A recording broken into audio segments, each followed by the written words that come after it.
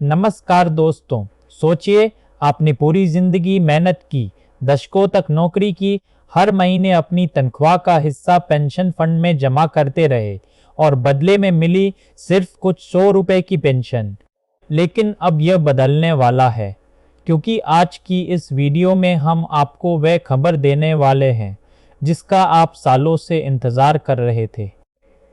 EPS निपाज pension धारकों के लिए पेंशन बढ़ोतरी की मांग को अब मंजूरी दे दी गई है और सबसे जरूरी बात, यह बढ़ोतरी सभी के लिए एक जैसी नहीं है। इसे अलग अलग भागों में बांटा गया है।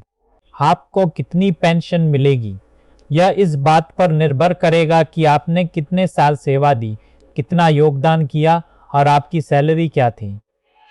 इसलिए दोस्तों, अगर आप ईपीएस नटीज पेंशन धारक हैं तो इस वीडियो को बीच में बंद मत करना। एक भी हिस्सा छोड़ा तो आपको अपनी पेंशन की सही जानकारी नहीं मिल पाएगी।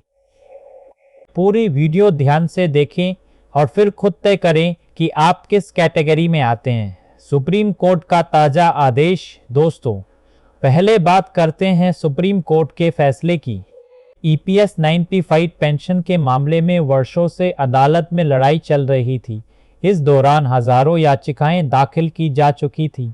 पहले भी 4 नवंबर 2022 को 3 जजों की पीठ ने एक महत्वपूर्ण फैसला सुनाया था, जिसमें 8 काटपानकों की सैलरी सीमा को समाप्त किया गया था।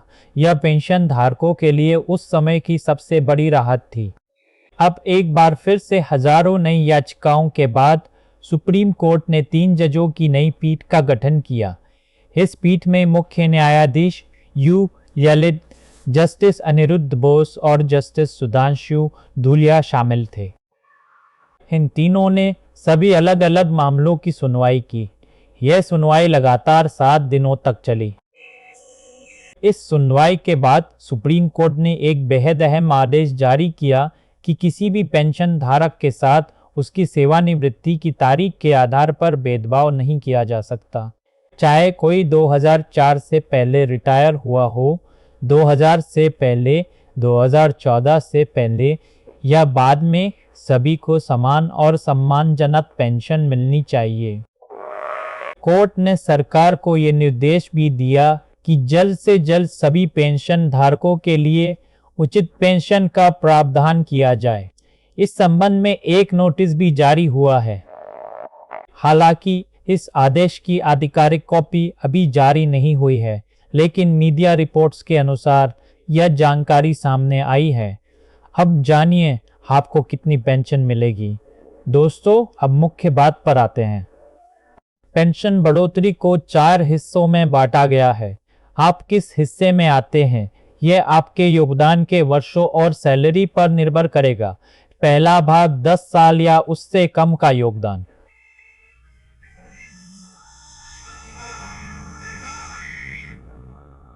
जिन पेंशन धारकों ने 10 साल या उससे कम समय तक ईपीएफ में योगदान दिया है, उन्हें कभी 15 लाख की सैलरी सीमा के आधार पर औसतन 102 आज तो करीब प्रति माह पेंशन मिलेगी। फिलहाल नया सर्कुलर जारी नहीं हुआ है, इसलिए 50,000 की मौजूदा सीमा के आधार पर ही पेंशन की गणना की जा रही है।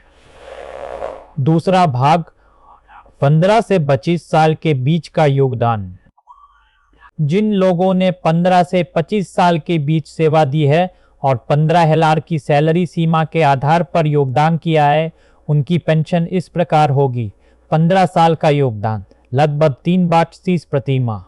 20 साल का योगदान लगभग 4.12 प्रति माह।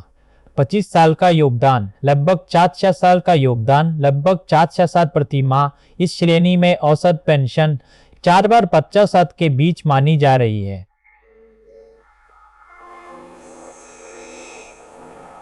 तीसरा भाग 30 से 35 साल का योगदान। जिन पेंशन धारकों ने 30 साल तक योगदान किया है, उन्हें सभासद की निश्चित पेंशन मिलेगी, और जिन्होंने 33 साल तक योगदान दिया है, उन्हें सभासद बाजू प्रति माह की पेंशन मिलेगी।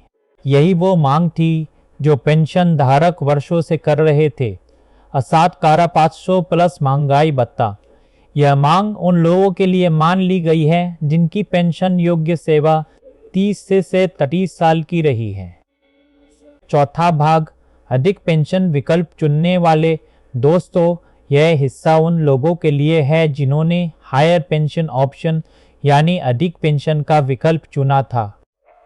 इनकी पेंशन उनकी वास्तविक सैलरी के आधार पर तय होगी और यह पेंशन पुरानी पेंशन योजना की तरह यानी सैलरी की लगभग आधी मिलेगी। उदाहरण के तौर पर जिनकी सैलरी 22,17 थी और 25 साल का योगदान है, उन्हें लगभग 22,13 पेंशन मिलेगी। जिनकी सैलरी 25,17 थी, उन्हें लगभग 22,13 उन्हें लगभग 22,13 पेंशन मिलेगी।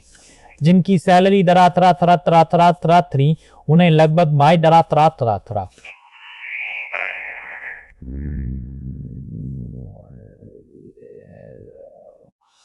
और जिनकी सैलरी 33,000 प्रति माह थी, उन्हें लगभग 25,000 तक की पेंशन मिल सकती है। यानी दोस्तों, जितनी अधिक सैलरी उतनी अधिक पेंशन। दोस्तों, यह सभी प्रावधान कब से लागू होंगे? यह अभी सरकार और रिटायर्ड पेंशन धारकों के बीच की प्रक्रिया पर निर्भर करता है।